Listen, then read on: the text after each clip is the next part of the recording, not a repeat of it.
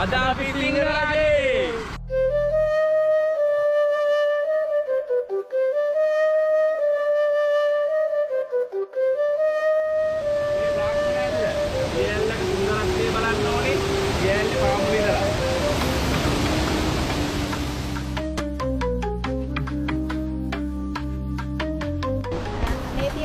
තමයි තිනිය. තිනිය කියන්නේ අපේ සිංහරාජ වනාන්තරයට ආවේනික වෙච්ච ශාකයක්. ඒ වගේම මේ ශාකය තියෙන නෙරු ඉස්තරේ. මම ඉස්තර හතරක් ගැන කිව්වා. ඒ ඉස්තර හතරේ නෙරු ඉස්තරේ තියෙන මේ ශාකය. සාමාන්‍ය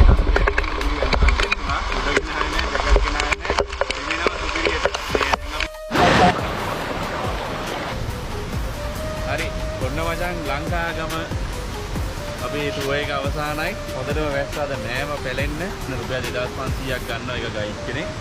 රුපියල් 2500ක් දුන්නට චුට්ටක්වත් පාඩු නෑ. මොකද ඒ තරම් ලස්සන දෙයක් මේ සිංහරාජ්‍යයේ හැංගිලා තියෙනවා. අපිට බලන්න ගයිඩ් විදිහට එකතුනේ චම්පක්කා. ඉතින් කවුරු හරි ආවොත් චම්පක්කව රික්වෙස්ට් කරන්න ගයිඩ් විදිහට. මොකද අපිට ගොඩක් දේවල් අපිට කියලා දුන්නා. ඉතින් ඕගොල්ලන්ටත් එන්න කියලා ආරාධනා කරනවා. අදට අපේ ලංකාගමේ සවාරිය අවසానයි.